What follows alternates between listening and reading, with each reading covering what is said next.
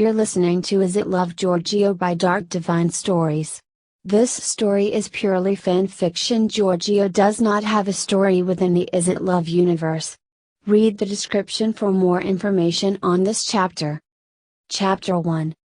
Music was softly playing as I stood looking at the many different paintings on the walls of the art gallery I was currently in. My boss Mark Leviels asked if I knew anything about art. I told him I didn't, but I liked looking at it. I liked trying to decipher the story within the paintings.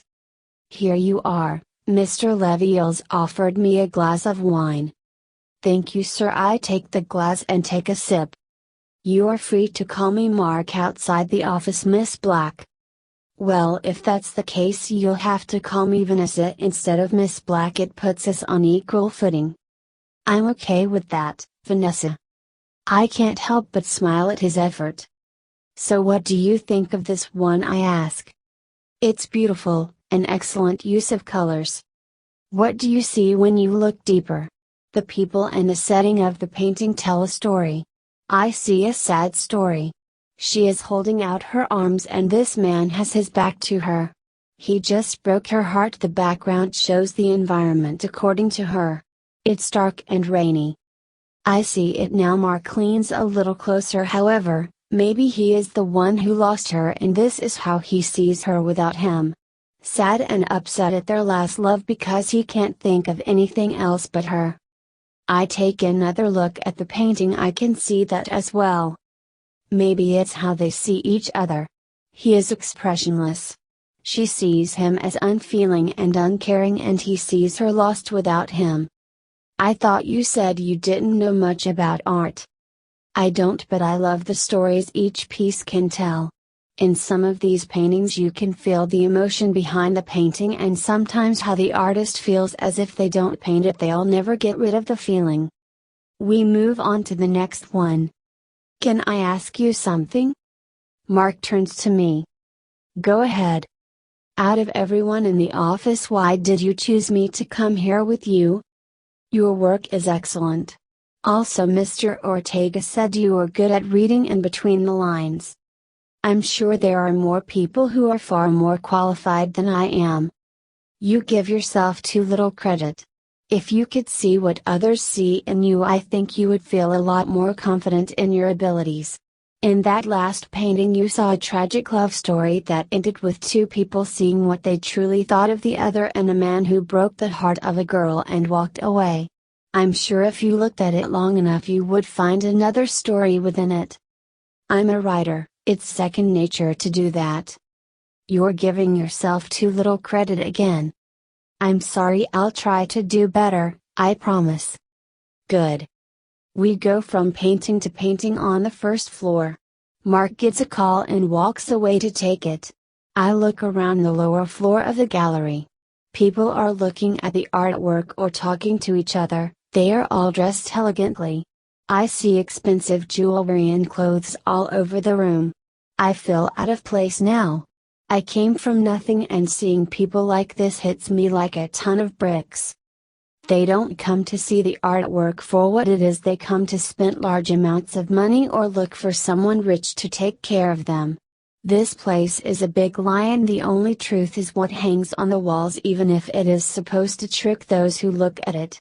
At least it's honest, more honest than people could ever be. I'm sorry I have to go.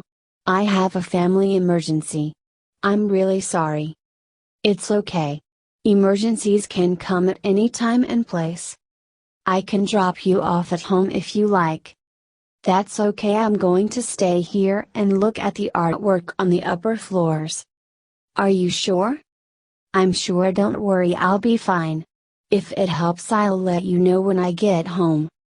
I'm really sorry. It's okay. He walks away heading for the door. Mark is kind of sweet. I've never seen this side of him before.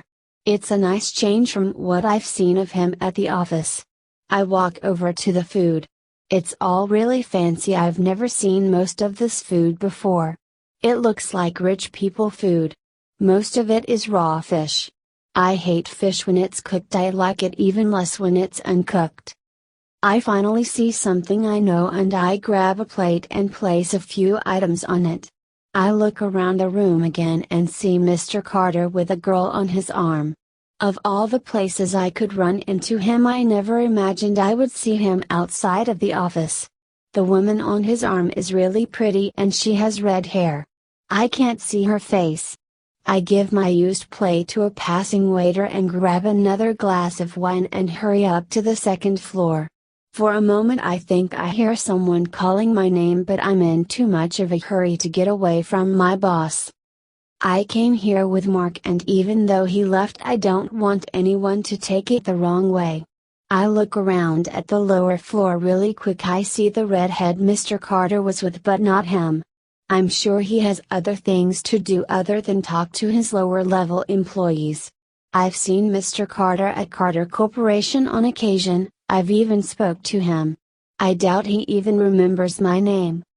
I look around at some of the paintings and statues around the second floor. As I'm walking around, I see someone I least expect. Giorgio Maxini. He has a tall skinny blonde on his arm. She's pretty. I can tell that she's bored and the way she's dressed makes her look like a hooker. Well, she actually might be. I'm sure he has girls all over the place. The girl is faking her interest and trying to get his attention, but his attention is on one of the paintings. He looks as if he is completely ignoring the girl. Someone taps me on my shoulder. It startled me, and as I turn around I knock the wine glass out of his hand. Wine spills all over his shirt and the glass shatters on the floor. I find myself face to face with my boss Ryan Carter, who's looking just as surprised as I am. People turn to the sound of the glass breaking. Mr. Carter, I am so sorry. I didn't realize it was you. I can pay for your dry cleaning. I thought that might be you, Miss Black. It's all right, I'm sorry, I didn't mean to scare you. I'm so sorry, I was in another world. I'm not used to people coming up behind me. It's my fault. I should have announced myself. Here you go, sir. A waiter offers Mr. Carter a napkin and cleans up the broken glass. I'm so sorry. It's all right, miss, no one was hurt. The waiter walks away. Some people are still looking at us, others go back to what they were doing before they were interrupted. Did you need something? Yes, Mark was supposed to meet me here, but I came a little late. Have you seen him? Yes, I spoke to him earlier. He had a family emergency. He left in a hurry. I see. Thank you. Right over here, the redhead he was with downstairs is calling to him. I have to go. It was nice seeing you. Have a good evening, Mr. Carter. I'm sorry about your shirt. Don't be, it's fine. He walks away and over to the redhead. I feel eyes on my back. I'm almost afraid to turn around. I try to pretend the feeling isn't there. I grab another glass of wine and head across the room to the other paintings. I do my best not to turn around. Me watching him was different. He didn't know I was here. If he did, he wouldn't have had a tall blonde half-dressed bimbo on his arm. Or maybe he would. It's been a long time since I've seen him in person. Maybe I'm the one who's crashing his night. No, that can't be. Mark asked me to come here with him earlier this week, and in that time I decided not to come 3 times. I like looking at art and seeing the story within, so it got the better of me.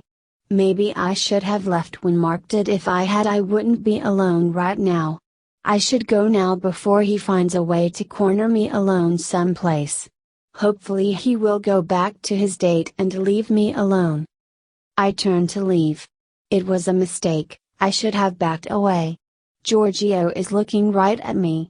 My eyes lock with his and the world around me disappears. I'm weak when it comes to him, and I shouldn't be. I was strong enough to walk away like I did years ago, even if it was partially against my will. I had college to fill up my mind and time back then. What do I have now? Work. I think to myself, I have work.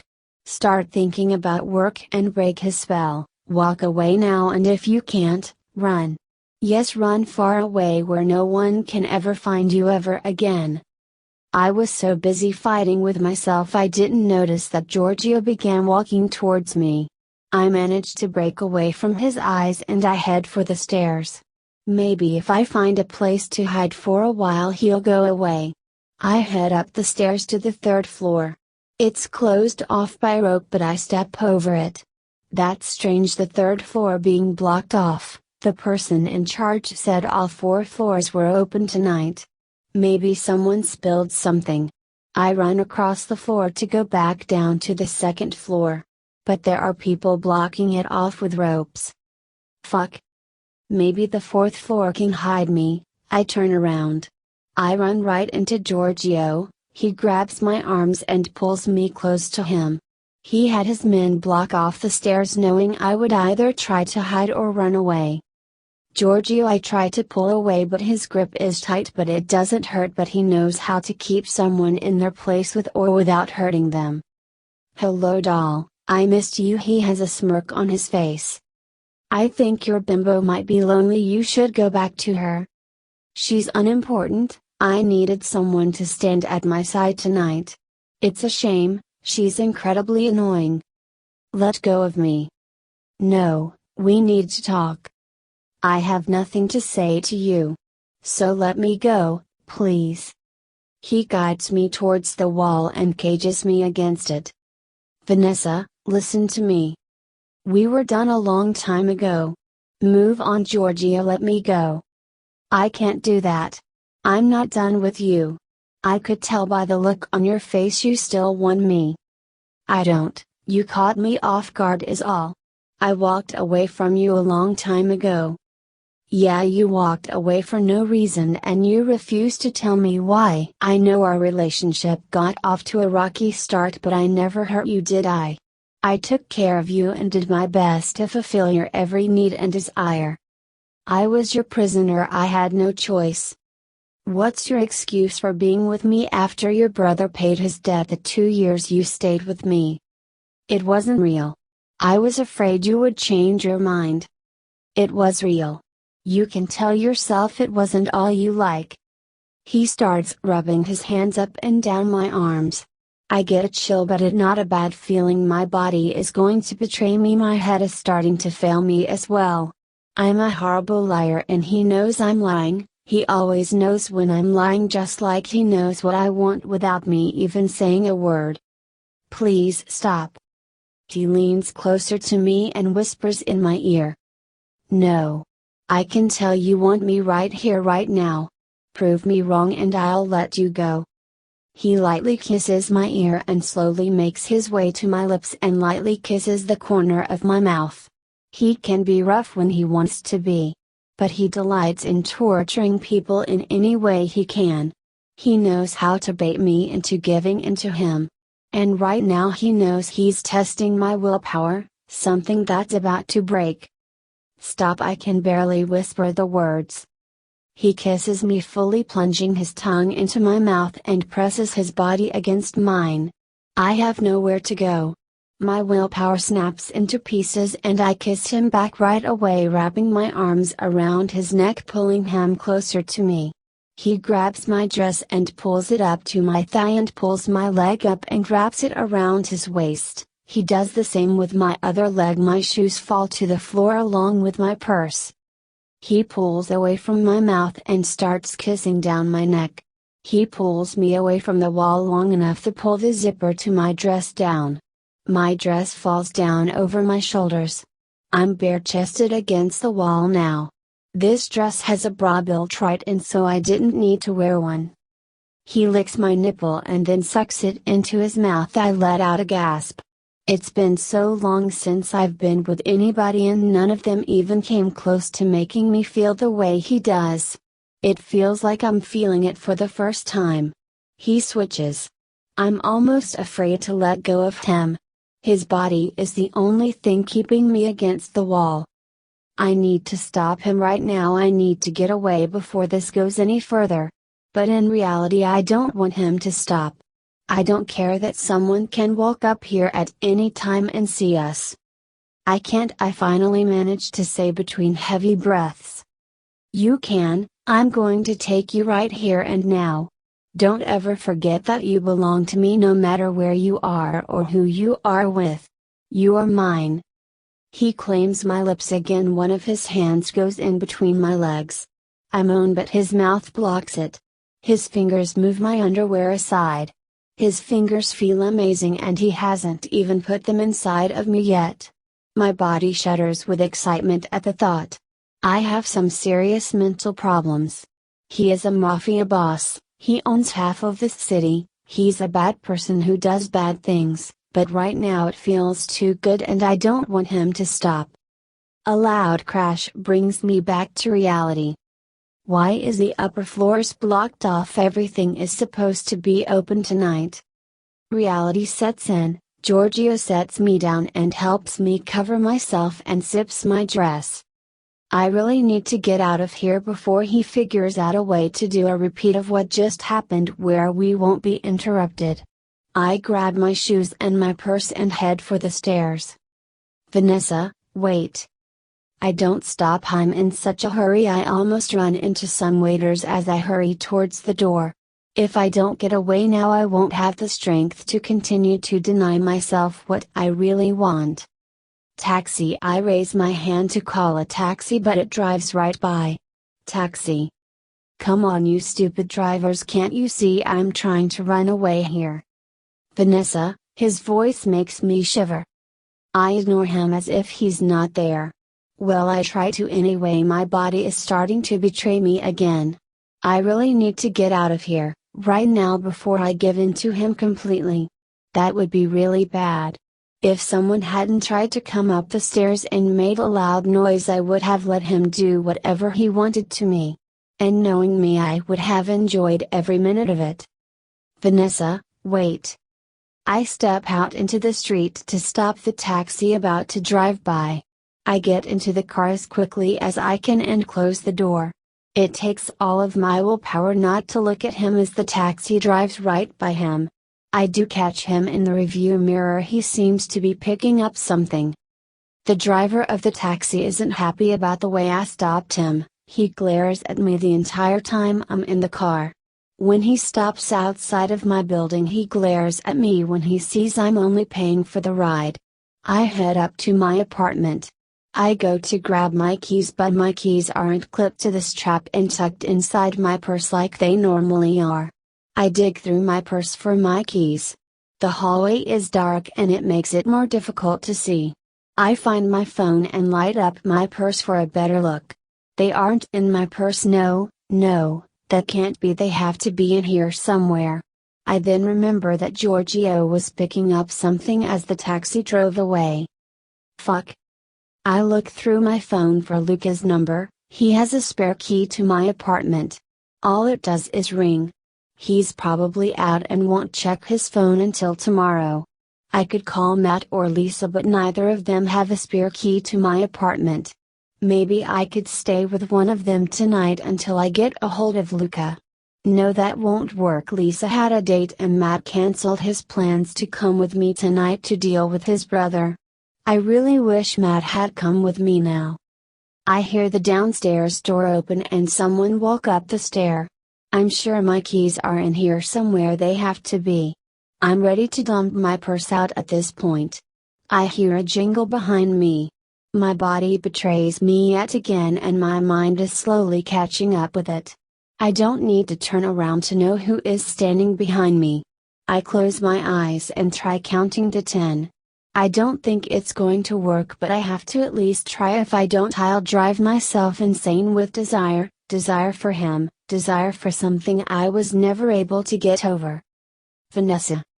I freeze. I shouldn't be surprised he knows where I live. I'm sure he knows where I work too. He's probably been keeping tabs on me ever since I walked out his door.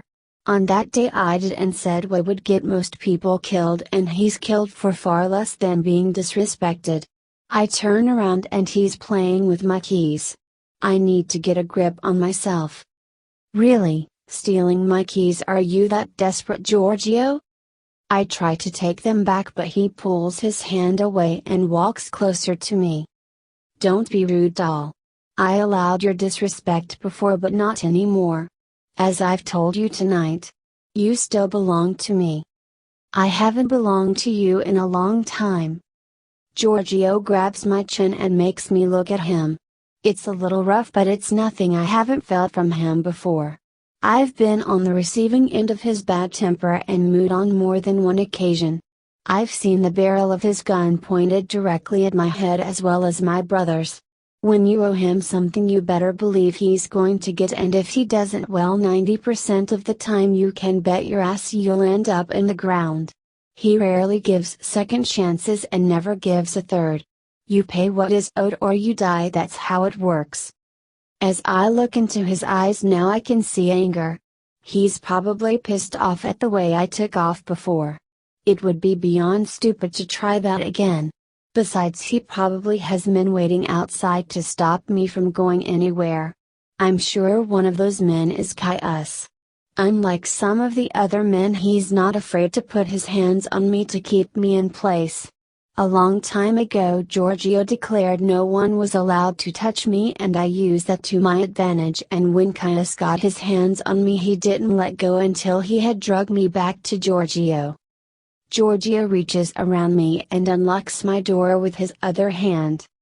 Don't just stand there, he lets my chin go and I go into my apartment.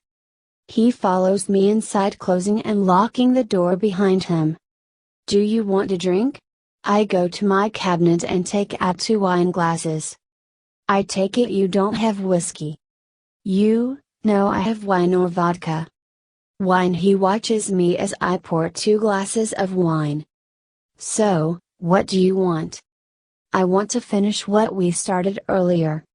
No, you might as well go home. It was a moment of weakness, that's all. He smirks. I doubt it was a one-time thing. I know you, Vanessa, you haven't changed at all. Neither have you. You're still the cold-hearted bastard as you were before. You keep saying that. If I were that bad you wouldn't have stayed with me for 2 years afterwards. Our relationship changed halfway through your brother's death. You don't know the meaning of the word or any of the words that go with it. I'm not one of your bimbos, I never have been and I never will be. If I wanted a bimbo I can have a bimbo, or maybe 2, hell even 3 if I wanted. I want you. You can't have me. I can give you anything and everything your heart desires. I am not that kind of girl. Who does he take me for? Go home. I don't need you to do that. I can take care of myself. I learned how to do that long before I ever met you. I'm sorry if that's not what you want to hear. My heart shatters into pieces all over again. I always wondered what I would say to him if I ever saw him again. I would like to pretend that what happened in the gallery wouldn't have happened, but I'm not dumb enough to think that. But now is not the time to give in. Not again. I need to be firm, and if I need to be mean I will. I made a promise and I intend to keep it the best I can. He sets his glass down so hard the bottom of it breaks and the empty glass falls over and rolls on the coffee table and shatters when it hits the floor. He walks over to me, well, more like stalks. I can tell that I'm his prey. I back up until I back into the counter. He grabs my face and makes me look at him. I can see the anger in his eyes. He takes no shit from anyone, including me. I need to stop playing with fire. Pissing him off can land me with a bullet in my head. Don't ever talk to me like that ever again. We are not done until I say we are, don't ever forget it. He kisses me and it takes all of my willpower not to kiss him back. He backs away and lets me go. He's terrifying as hell right now. Telling him no will likely piss him off even further. When you change your mind you know where to find me. I won't. I'm stupid, I know, but I'm trying think and I can't think when he's around. He consumes me so much, even after all this time he's so deep under my skin. I don't think I'll ever be rid of him. Keep telling yourself that, doll. He unlocks my door and to my surprise he leaves. I'm in shock right now. I let out a long shaky breath and walk over to my window to look down on the street. Giorgio gets into his car and drives away. I lock my door. I must have a sick mind or something. I've seen him cold and unfeeling. I've watched him pull the trigger on someone who betrayed him without a second thought. He's locked me up among other things. I know what I can and can't get away with him.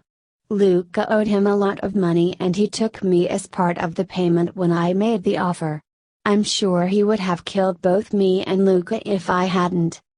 He wasn't all bad, not to me anyway. He took care of me and protected me from his men and anyone else when I needed it. I was able to see more than just the monster. Some may say I developed an attachment to my captor. But that's not what happened. If it was, I never would have been able to walk away from him when I did.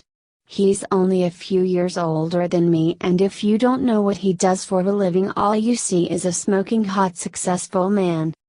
He was my first, both in relationships and in bed.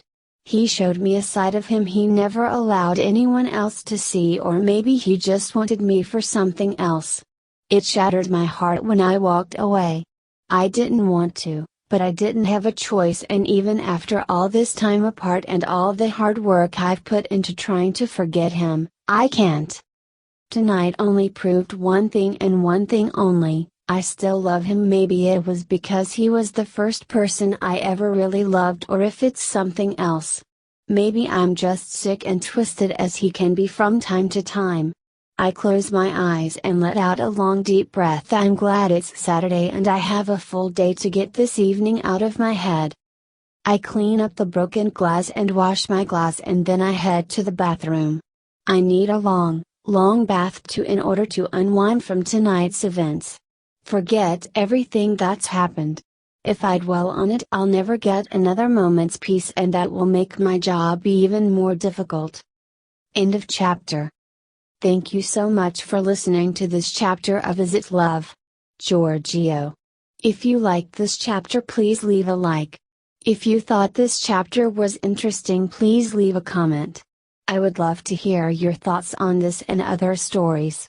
If you want more chapters of this story or other stories like this one, subscribe to the Dark Divine Stories channel and click the bell icon so you'll be notified every time a new video is uploaded. Thanks again for listening.